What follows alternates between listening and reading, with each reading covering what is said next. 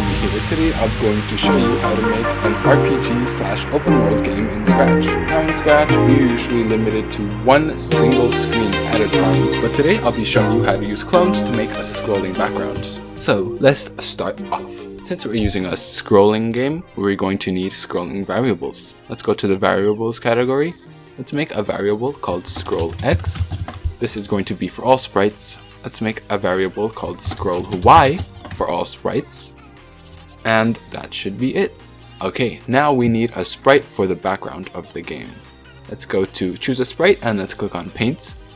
And let's rename the sprite to background. Let's select the rectangle tool. Let's choose a fill color. Doesn't really matter right now since you're going to draw art for the background later.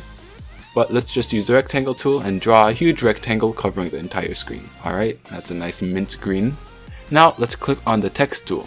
Now I'll show you the reason for this later. Let's change the fill to black and let's type on the screen 1. I'm gonna make this a little bit bigger so you can see if you can't see. Okay, so we have 1 on the screen and I'm going to rename the costume to 1. Now what we're going to do is make 6 of these costumes, each named 1, 2, 3, 4, 5, 6. Okay, so let's right click and press duplicate. You'll see the costume automatically renames to 2. We need to change the text so it says 2. Now let's right click and duplicate this again. We're going to do this 6 times. So 3, 4, 5, and then finally 6. Okay. Now, why is Sully doing this? Is he dumb? Let's go back to the code and I'm going to explain what's happening here. Okay, so to make a scrolling background without a single screen, we're going to use clones. 6 clones in all, as you can see, as we have 6 costumes. We're going to have 1 clone, 2, 3. We're going to basically clone 3 costumes in a row. Then we're going to move on to the bottom row and start cloning these on as well. This doesn't make sense right now, but let me show you. Let's go to my blocks. Let's make a block and let's call it make level. Let's add an input called X and let's add another input called Y. Okay. Let's go to variables tab. We're going to need 2 variables. Let's make a variable called X for the sprite only. And let's make another variable called Y for the sprite only. Now we're going to be setting Y to 0 and let's set X to 0. Let's go to the operators category and let's drag out a multiply block. Let's put it in both of them.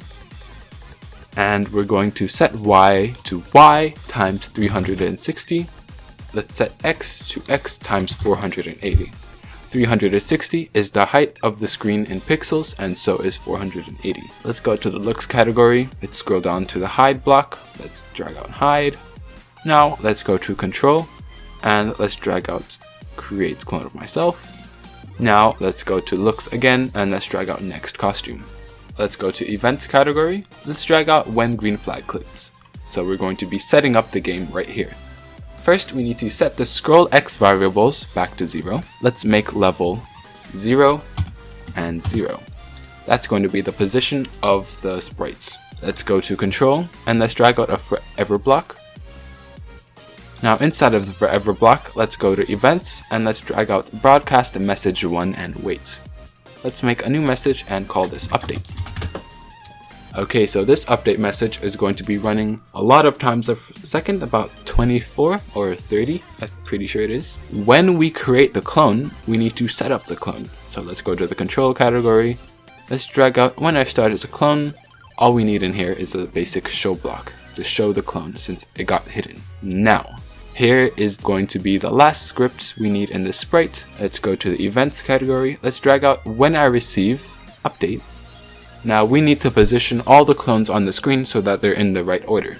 So 1 should be at the center, 2 should be to the right of 1, and 3 should be to the right of 2. So let's go to the motion category. Let's drag out go to X.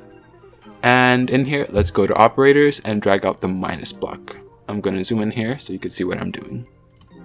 Basically, let's go to variables. We're going to subtract X from scrollX. So X minus scrollX and Y minus scrollY. Alright, let's press the green flag. And all that code just to have this one show on the screen? What? Okay, to show myself, let's go back to sprite 1. And since this is going to be our player, let's rename this to player. We don't need a when green flag clicked because we already have the update message. So let's go to events. Let's drag out when I receive update. Now when I receive update, we want to make sure the cat is at the front of the background. So let's drag out, go to front layer so you can see the cat shows up on the screen. Now basically we want to make the background scroll left and right and up and down also. Let's go to control and let's drag out if then. And let's use if key right arrow pressed. Let's change scroll X by -5. Oops, this is supposed to be 5, sorry. Let's press the right arrow. You'll see the cat, it seems, is moving to the right, but in actuality, the background is moving to the left. Okay, now let's right click and duplicate this. Let's change it to left arrow. If key left arrow pressed, change scroll X by -1. And now we need to do the same for up and down. So if up arrow key pressed, up arrow, change scroll Y by 5. And if down arrow pressed, let's change scroll Y by -5. Alright, let's go to the background. I forgot one little important piece of code. Before we set the scroll X to 0, let's drag out a switch costume to 1. So it resets the costume. Okay, let's press the green flag. And you can see we can move up, down, left, and right. So there goes our costume 1 on the screen. So how do we make the other one show up? Let me minimize this. Okay, we have this handy make level block. Alright, let's drag out make level. We're going to type in 1 and then 0.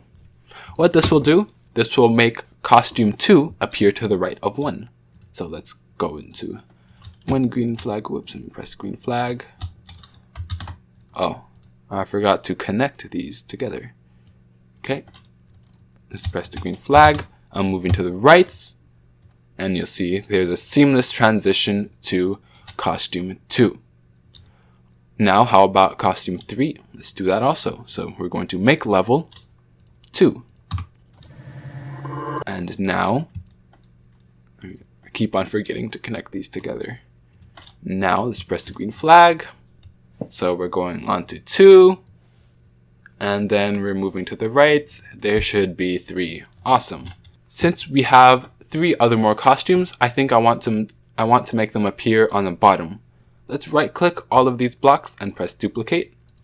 Now, instead of 0, let's type in -1 on all of these, starting from the 3rd block down all the way to the bottom. So now what should happen is that 1 should appear on the top. If I move down, there should be 4. And the reason this happens is because 1 spawns at the beginning, 2 spawns to the right, 3 spawns to the right, then we move back to the beginning, but we move down.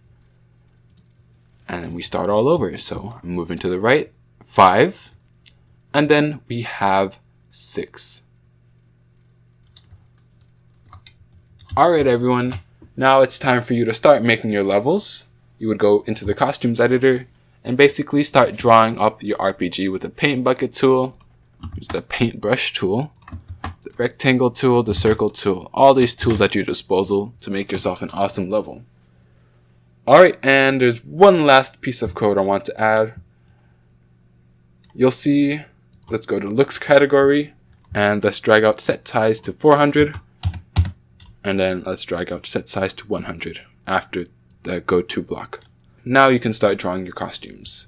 Alright everyone, I'll see you in the next episode where we're going to be making NPCs and some other things. If you have any suggestions, leave some in the comments below. Thanks everyone for watching, I'll see you in the next episode.